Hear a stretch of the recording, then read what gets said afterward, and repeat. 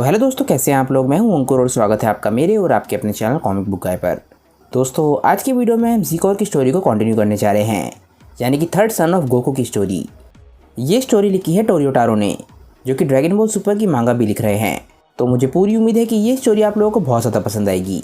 दोस्तों, आज की वीडियो शुरू करने से पहले आप सभी से एक छोटी सी रिक्वेस्ट, अगर आपको आज की वीडियो अच्छी लगे तो वीडियो को लाइक करना बिल्कुल मत भूलिएगा और वीडियो को अपने दोस्तों के साथ शेयर भी जरूर कीजिएगा।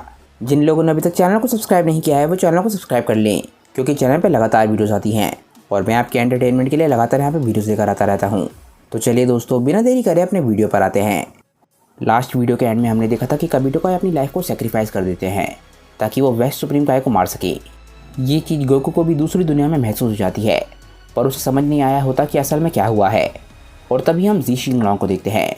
वो वहाँ पर आता है और बोलता है कि मैं तुम्हें बताता हूँ कि यहाँ पे क्या चल रहा है। जी शिंगलॉन्ग बोलता है कि कायोशिन मारे जा चुके हैं और गोकू ये बात सुन के बिल्कुल हैरान रह जाता है। वो बोलता है क्या कायोशिन नहीं रहे। इसके बाद हम धरती पर आते हैं और हम देखते हैं कि जी स्वॉर्ड ज़मीन के अंदर गड़ी हुई है और गोहान वहीं पर बैठा है, क्योंकि उसे कायोशिन की मौत का बहुत ज़्यादा दुख है।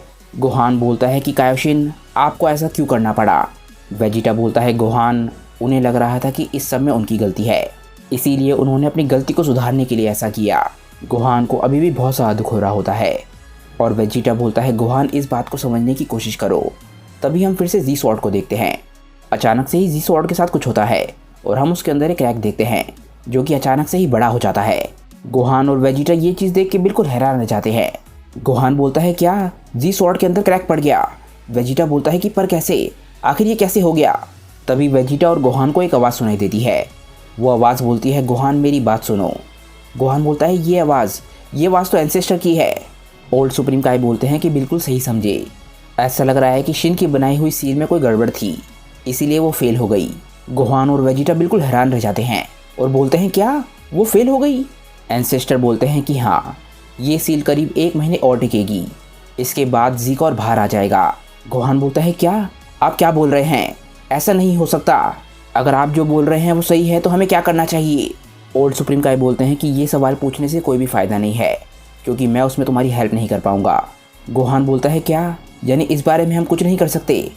वेजिटा बोलता है एंसेस्टर, अगर मैं सही हूँ तो आप ये बोलने की कोशिश कर रहे हैं कि हमें 1 महीने में उसे सरपास करना है। गोहान बोलता है नहीं, ये पॉसिबल नहीं है। हम चाहे जितना मर्जी ट्रेन कर ले, पर हम 1 महीने में उसे पीछे नहीं छोड़ सकते। एंसेस्टर बोलते हैं कि मुझे ऐसा लग रहा है कि ज़ीकोर के अंदर इतनी ज़्यादा ताकत थी कि एक कायोशिन उसे सील नहीं कर पाया, और सच बताऊं तो उसने कोई ज़्यादा अच्छा काम भी नहीं किया था। इसके बाद हम एकदम से काबुतो काय को देखते हैं। हम देखते हैं कि काबुतो काय मारे जा चुके हैं, क्योंकि उनके सर पर एक हेलो है, पर वो अभी भी बिल्कुल सही सलामत हैं। टेपियोन और बाकी सभी लोग उसे देख के बिल्कुल हैरान रह जाते हैं और एंसेस्टर बहुत ज़्यादा चिल्लाते हैं। एंसेस्टर बोलते हैं कि आखिर तुम यहाँ पर क्या कर रहे हो। काबुतो काय बोलते हैं कि मेरे पास कहीं और जाने की जगह ही नहीं है, इसीलिए मैं यहाँ पर आ गया। एंसेस्टर बोलते हैं कि वहाँ पर तो तुम काफ़ी हीरो बन रहे थे, ऐसा लग रहा था कि तुमने खुद को सेक्रीफाइस कर दिया। धरती पर हम देखते हैं कि मिस्टर पोपो आके डेंडे को अपने साथ ले जाते हैं ताकि डेंडे आराम कर सके, और हम देखते हैं कि गोहान और वेजिटा गोटेन और ट्रंक्स को उठाते हैं। इसके बाद वेजिटा गोहान से पूछता है कि मुझे एक बात बताओ कि आखिर वो कौन था। मुझे लगा था कि तुम कैकरोट के दोनों इकलौते बेटे हो। गोहान बोलता है कि सच बताऊँ तो मुझे भी इस बारे में कुछ नहीं पता, पर हाँ, डैड ने मुझे एक बार ये कहानी सुनाई थी। इसके बाद हम समय में थोड़ा सा पीछे आते हैं और हम उस समय को देखते हैं जब गोकू यार्डराइट से वापस आया था। हम देखते हैं कि गोकू और गोहान साथ नहा रहे होते हैं और गोकू बोलता है कि हमें साथ नहाए हुए काफ़ी लंबा समय हो गया है। गोहान गोकू से पूछता है कि डैड, आप 1 साल तक यार्डराइट पर ही थे ना। गोकू बोलता है नहीं, धरती पर आने से पहले मैं एक और प्लेनेट पर गया था और वहाँ पर मुझे एक प्रिंसेस मिली थी जिसका नाम ईला था। उसने मुझे उतना खाना खिलाया जितना मैं खा सकता था, और वो खाना बहुत ज़्यादा स्वादिष्ट था। उसके बाद मैं बहुत लंबे समय तक सोया। हम देखते हैं कि प्रिंसेस ईला कोई और नहीं, वेस्ट सुप्रीम काय हैं, और जब गोकू सो रहा था तब उन्होंने गोकू का खून चुरा लिया ताकि वो गोकू के खून का इस्तेमाल करके ज़ीकोर को जन्म दे सकें। गोकू बोलता है कि जब मैं वापस उठा तब मैंने देखा कि खाना और प्रिंसेस लीला दोनों गायब हो चुकी हैं, और इस सब में एक गड़बड़ और हो गई। मैं काफ़ी लंबे समय तक सोया था, इसीलिए धरती पर वापस आने में मुझे काफ़ी देरी हो गई, इसी वजह से मैं फ्रीज़र से नहीं लड़ पाया। गोहान बोलता है डैड, आपको इस बारे में हंसना नहीं चाहिए। अगर वो आदमी फ्यूचर से ना आया होता तो हमारी सिचुएशन बहुत ज़्यादा ख़राब हो सकती थी। गोकू बोलता है कि हाँ, तुम सही बोल रहे हो, मुझे इस बारे में हंसना नहीं चाहिए। इसके बाद हम करंट टाइम में वापस आ जाते हैं। वेजिटा बोलता है कि यानी कैकरोट का जेनेटिक मटेरियल उस समय चोरी हो गया था। गोहान बोलता है कि हाँ, मुझे भी ऐसा ही लगता है। तभी हम देखते हैं कि गोहान और गोटेन के ऊपर एक परछाई आती है और हम देखते हैं कि ये परछाई कैप्सूल कॉर्प की एक कार की है, जिसके अंदर बुल्मा, वेजिटा, गोहान और बाकी सभी को लेने आई होती है। इसके बाद हम उस दुनिया में वापस आ जाते हैं जहाँ पर गोकू है और इस दुनिया के बारे में गोकू और हमें ज़्यादा कुछ नहीं पता है। गोकू सी शिंगलोंग से बोलता है कि मुझे बताओ कि धरती पर आकर क्या चल रहा है। सी शिंगलोंग बोलता है कि ज़्यादा मत बोलो और मेरे साथ आओ। गोकू और पाइकोन थोड़े से हैरान होते हैं, पर वो सी शिंगलोंग की बात सुनते हैं और उसके पीछे चले जाते हैं। सी शिंगलोंग के साथ चलते चलते वो एक कैसल तक पहुँचते हैं और वो इस कैसल के अंदर चले जाते हैं। धरती पर कुछ देर बाद हम देखते हैं कि गोटेन और ट्रंक्स आराम से शिप के अंदर लेटे हुए हैं और गोहान और वेजिटा भी शिप के अंदर बैठे हुए हैं। अचानक से ही ट्रंक्स की आंखें खुलती हैं और वो चौंक के खड़ा हो जाता है और वो देखता है कि ब्रा यानी कि उसकी बहन उसके पास है। वो बोलती है कि भाई तुम ठीक हो। ट्रंक्स को अचानक से ही बहुत दर्द होता है और ब्रा पूछती है कि क्या तुम ठीक हो। वेजिटा बोलता है कि कितने शर्म की बात है, ऐसा ही होता है जब तुम अपनी ट्रेनिंग को सही तरीके से नहीं करते हो। ट्रंक्स थोड़ा सा शर्माता है क्योंकि वो जानता है कि वेजिटा जो बोल रहा है वो बिल्कुल सही है। सभी लोग देख के खुश होते हैं कि ट्रंक्स बिल्कुल सही सलामत है। तभी ट्रंक्स नोटिस करता है कि गोटेन अभी भी सो रहा है। विडेल ट्रंक्स से बोलते हैं कि चिंता मत करो, ऐसा लग रहा है कि ये बस बेहोश है। तभी एकदम से बुल्मा बोलती है कि पहले की बात को फिर से शुरू करते हैं, वो मॉन्स्टर 1 महीने में फिर से बाहर आने वाला है। वेजिटा बोलता है कि हाँ, बिल्कुल सही कहा। पैन बोलती है क्या? बुल्मा बोलती है कि काश सन गोकू यहाँ पर होता, वो कुछ ना कुछ सोच लेता। पैन बोलती है कि ग्रैंडपा को फिर से जिंदा नहीं किया जा सकता ना। वेजिटा बोलता है कि बिल्कुल सही कहा, ये इम्पॉसिबल है। कैकरॉट मरा नहीं है, उसने खुद इस दुनिया को छोड़ा है। गोहान बोलता है कि वैसे भी उससे ज़्यादा फर्क नहीं पड़ता, ज़ीकोर बहुत ज़्यादा ताकतवर है। डैड ने जब धरती को छोड़ा था ज़ीकोर उससे भी ज़्यादा ताकतवर है, तो डैड अगर यहाँ पर होते भी तो शायद उससे ज़्यादा फर्क नहीं पड़ता, शायद वो उसे ना हरा पाते। सभी लोग जानते हैं कि ये बात सच है, इसीलिए सब लोग चुप हो जाते हैं। तभी एकदम से ट्रंक्स बोलता है कि पता नहीं मुझे ऐसा क्यों महसूस होता है, पर मुझे ऐसा लगता है कि गोकू अगर यहाँ पर होता तो वो कुछ ना कुछ मैनेज कर लेता। ब्रा और पैन ये बात सुन के काफ़ी ज़्यादा हैरान होते हैं और वेजिटा को इस बात पे बहुत ज़्यादा गुस्सा आता है।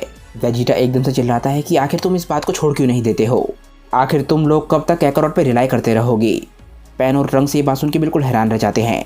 वेजिटा बोलता है कि ये बात सोचो और इसे समझने की कोशिश करो, आखिर तुम्हें क्यों लगता है कि कैकरॉट ने धरती को क्यों छोड़ा था। उसने धरती को इसलिए छोड़ा था ताकि वो आराम कर सके और उसे लग रहा था कि तुम लोग धरती की रक्षा कर सकते हो। इस लड़ाई को एक टेस्ट की तरह लो और सोचो कि तुम धरती की रक्षा कैसे कर सकते हो कैकरॉट के बिना। सभी लोग वेजिटा की बात को सुन के काफ़ी हैरान होते हैं और वेजिटा बोलता है कि मैं इस ज़ीकोर को हरा के रहूँगा, चाहे मुझे किसी भी हद तक जाना पड़े। इसके बाद हम उस दुनिया में वापस आ जाते हैं जहाँ पर गोकू था और हम लोग देखते हैं कि वो लोग टावर के टॉप तक पहुँच चुके हैं और वहाँ पर वो एक शख्स से मिलते हैं और ये शख्स होता है omega Shenron. Omega Shenron Goku को देख के काफ़ी खुश होता है और बोलता है कि हमें मिले काफ़ी लंबा समय हो गया है सन गोकू। गोकू भी ओमेगा शेनरॉन को देख के काफ़ी खुश होता है और बोलता है कि हाँ, काफ़ी लंबा समय हो गया है। ओमेगा शेनरॉन बोलता है कि तुम यहाँ पर ये जानने आए हो कि धरती पे क्या चल रहा है, मैं तुम्हें उस बारे में बताता हूँ। गोकू और पाइकोन ध्यान से ओमेगा शेनरॉन की बात सुनने लग जाते हैं। तभी हम एकदम से धरती पे वापस आते हैं और हम देखते हैं कि एकदम से सभी लोगों को किसी की आवाज़ सुनाई देती है। वो आवाज़ बोलती है, सन गोहान मेरी बात सुनो। पैन बोलती है कि ये कौन है। गोहान बोलता है कि ये एंसेस्टर हैं।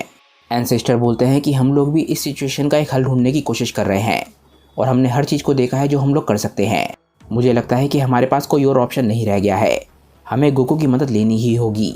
गोहान बोलता है कि क्या डैड की मदद, क्या आप जानते हैं कि वो कहाँ पर हैं। वेजिटा को इस बात पे गुस्सा आता है कि ये लोग अभी भी गोकू पर डिपेंड करते हैं।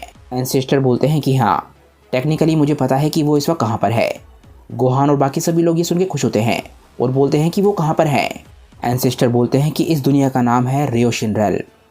आखिर ये रियोशिन रेल्म क्या है और क्या गोकू वहाँ पर फंसा हुआ है या फिर अपनी मर्जी से है, ये हम जानेंगे नेक्स्ट वीडियो में। क्योंकि दोस्तों आज की ये वीडियो यहीं पे ख़त्म हो जाती है। मुझे नीचे कमेंट करके बताइए कि आज की ये वीडियो आप लोगों को कैसी लगी। अगर आपको आज की वीडियो अच्छी लगी हो तो वीडियो को लाइक करना बिल्कुल मत भूलिएगा और वीडियो को अपने दोस्तों के साथ शेयर भी जरूर कीजिएगा। जिन लोगों ने अभी तक चैनल को सब्सक्राइब नहीं किया है वो चैनल को सब्सक्राइब कर लें, क्योंकि चैनल पर लगातार वीडियोस आती हैं और मैं आपके एंटरटेनमेंट के लिए लगातार यहाँ पे वीडियोस लेकर आता रहता हूँ। तो चलिए दोस्तों, आज की वीडियो के लिए बस इतना ही। मैं मिलता हूँ आप लोगों को अपनी नेक्स्ट वीडियो के साथ। तब तक के लिए बाय दोस्तों और थैंक्स फॉर वॉचिंग।